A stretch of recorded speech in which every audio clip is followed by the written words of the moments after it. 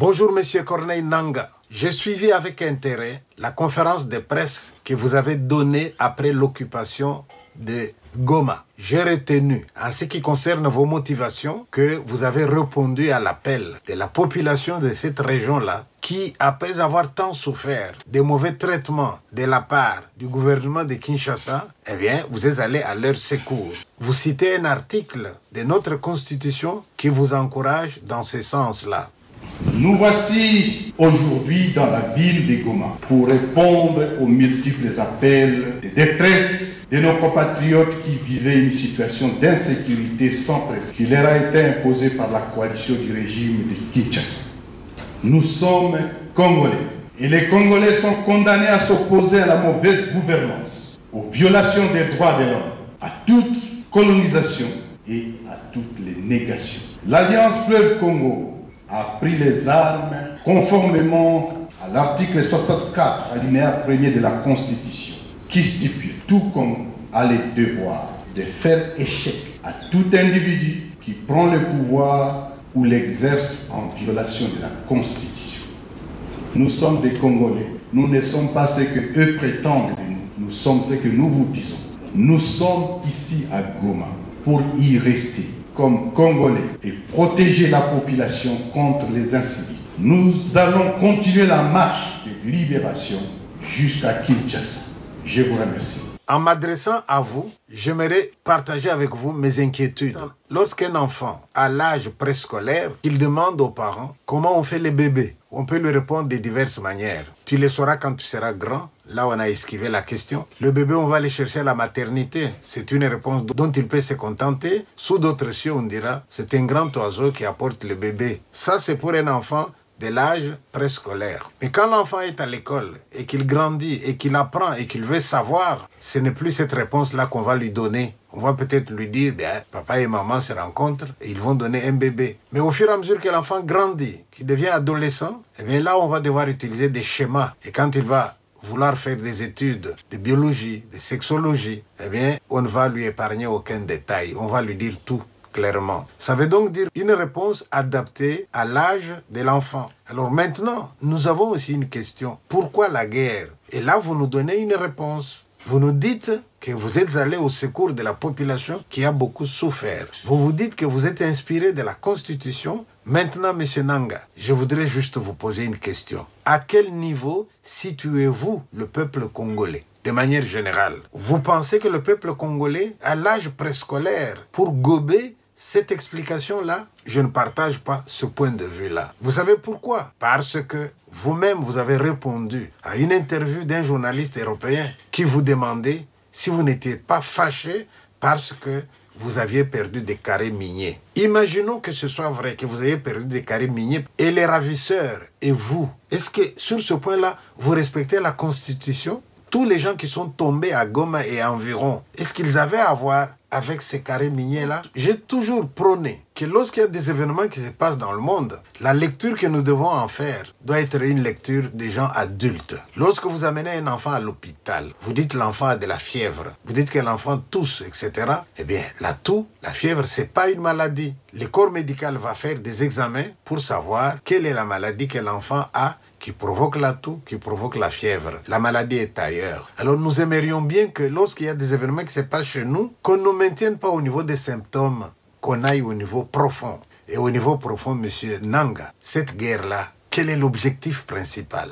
Mais je constate aussi qu'au cours de votre conférence de presse, vous insistez pour dire, c'est nous, nous sommes les Congolais. Nous ne sommes pas ceux qu'ils disent que nous sommes. Mais qu'avez-vous besoin d'insister que nous sommes les Congolais? Nous connaissons les Congolais. Vous êtes Congolais, M. Nangaa. Vous n'avez pas besoin de les clamer. Si vous les clamez, est-ce que ça cache quelque chose? Je vois que vous faites appel aux habitants qui avaient fui la brousse pour qu'ils reviennent. Mais quand tous ces gens-là vont revenir, vous pensez qu'ils n'ont pas vu?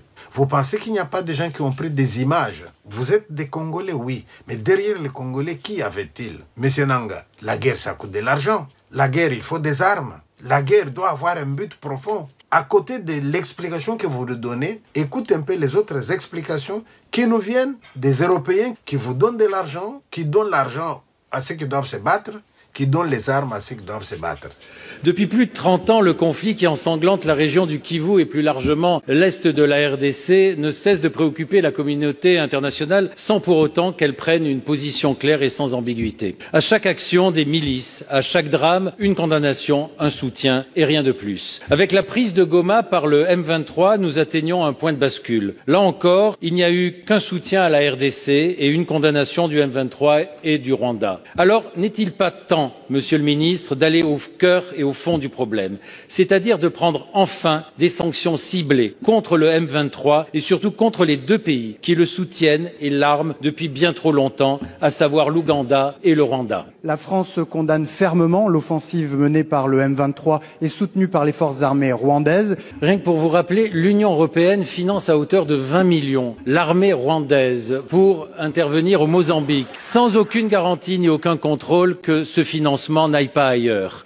Le Rwanda est un exportateur de coltan, alors il n'y en a pas un gramme sur son sol. Ce serait l'honneur de la France d'être à la tête de demandes de sanctions contre l'Ouganda et contre le Rwanda. Goma est sous le coup d'une attaque monstrueuse par les rebelles du M23 qui sont soutenus par l'armée rwandaise qui a envoyé carrément des troupes sur le territoire congolais. Le Rwanda, qui est devenu le spécialiste de l'influence, de la guerre cognitive, bien évidemment met en valeur toutes sortes de narratifs éminemment biaisés qui sont destinés à permettre au Rwanda de déstabiliser l'est du Congo et d'exploiter des ressources minières qui ne lui appartiennent pas. On remarque que dès que le M23 repart, eh bien les exportations de coltan depuis le Rwanda augmentent. Cette situation est acceptée par l'Union européenne qui a signé l'année dernière un accord de coopération avec le Rwanda sur ces matières critiques. L'Union européenne a besoin pour sa transition énergétique de ces minéraux que l'on trouve dans l'est du Congo et finalement a accepté de blanchir, de laisser le Rwanda blanchir les minerais qu'il pille sur le territoire du Congo. Cette situation est juste inacceptable. La France, elle, a choisi le déshonneur. Elle a choisi de soutenir Paul Kagame. Alors pour de multiples raisons. Je dirais d'abord parce que la France a une tendance désormais à s'aligner sur des intérêts qui ne sont pas les nôtres, sur des intérêts anglo-saxons. Et puis, elle a besoin de Paul Kagame pour sécuriser l'exploitation de gisements gaziers au Mozambique. J'en arrive maintenant au troisième point. Vous dites que vous êtes en marche jusqu'à Bukavu, que vous allez arriver jusqu'à Kinshasa. Et à Kinshasa, vous allez faire quoi? Vous allez prendre le pouvoir. Monsieur Corneille Nangaa, chacun d'entre nous, nous écrivons l'histoire. Vous êtes en train d'écrire dans la grande histoire. Mais cette grande histoire, elle va avoir des pages sombres, elle va aussi avoir des pages que nous aurons à fêter plus tard. Est-ce que ce n'est pas le moment de choisir? Je suis tout à fait d'accord avec vous. Lorsque vous dites, on nous demande de nous retirer, nous allons où? Nous sommes Congolais. D'accord. Mais n'y a-t-il pas derrière vous des gens qui, lorsqu'on dit vous devez vous retirer, cette phrase-là a du sens pour eux? Monsieur Corneille Nangaa, souvenez-vous, lorsque le FPR est arrivé, qui était à la tête? Un certain Bizimungu. Vous entendez encore parler de lui? Qu'est-il devenu? Il vaut mieux entreprendre une lutte dont les motivations sont claires. Mais c'est quand même dangereux de se laisser utiliser. Ne l'oubliez pas, M. Nangaa. C'est pas vous qui êtes allé créer tout ce mouvement-là qui va occuper Goma aujourd'hui. Vous êtes allé rejoindre les gens. Et vous pensez que ces gens que vous êtes allés rejoindre, leur motivation et votre motivation à vous et la motivation de votre parrain, vous pensez que vous avez la même motivation? Quelle est la chance que vous avez d'arriver à Kinshasa? Vous avez des messages qui viennent de partout, qui condamnent l'occupation de Goma et qui vous demandent de partir. Vous pouvez dire non, d'accord. Mais quel est ce pays-là que vous allez nous créer là, qui sera comme ça dans l'isolement par rapport à tous les pays qui vous disent aujourd'hui, c'est pas bien ce que vous faites. En Europe, aux États-Unis, les voix commencent à s'élever. Hein? Les gens commencent à avoir honte de ce qui se passe. Mieux vaut tard que jamais. Il y a des gens qui, pour nous asservir, nous rendre esclaves, ont utilisé certains de nôtres. Mais est-ce que ce n'est pas une autre époque? Il faut encore qu'aujourd'hui, les Européens qui trouvent qu'il y a trop d'Africains, ils peuvent crever. Les Européens qui sont en train de faire des coupes budgétaires dans leurs prévisions de budget dans tous les pays. Les Européens qui sont en train de prendre des mesures drastiques contre l'immigration. Mais ces Européens trouvent que leurs problèmes à eux, ils peuvent les résoudre en donnant des armes aux uns pour qu'ils battent les autres. Et puis, comme ça, ils vont nous exploiter, que le sang a assez coulé. Eh bien, assez, s'il vous plaît. C'est suffisant, ceux qui sont morts là. Surtout qu'ils sont morts pour rien. Que nos problèmes, on peut les résoudre autrement. Je vous souhaite de revenir sur le bon chemin. N'acceptez pas d'être un arbre qui cache la forêt. Mais Marc, comment est-ce possible qu'un pays relativement petit comme le Rwanda est capable de déstabiliser de manière si durable le Congo qui est beaucoup plus grand? Ce n'est pas qu'une question entre Congo et Rwanda, c'est que le Rwanda reçoit le soutien de l'Occident, des États-Unis, mais aussi de l'Europe. Chaque année, l'Union européenne offre par exemple des dizaines de millions d'aides à l'armée rwandaise. La Pologne a même promis toutes les armes, toutes les technologies militaires dont le régime aurait besoin. Et dans le cadre du programme Global Gateway, l'Europe a promis des investissements de 900 millions au Rwanda. Et cerise sur le gâteau, en février 2024, l'Union européenne a signé un protocole d'accord privilégié sur les matières premières avec le Rwanda. Et cela tandis que nous savons que le Rwanda va voler des matières premières au Congo. Si l'Union européenne était si attachée à l'éthique, elle arrêterait d'être le receleur du pillage qu'effectue le Rwanda à l'égard de la République démocratique du Congo,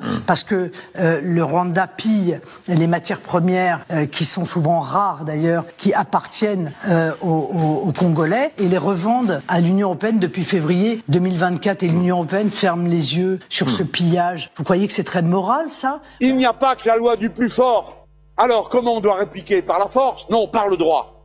Les criminels de guerre doivent être poursuivis, ils doivent être capturés et jugés. Les frontières doivent être respectées. Le Rwanda doit évacuer le Congo, où il n'a rien à faire. Voilà.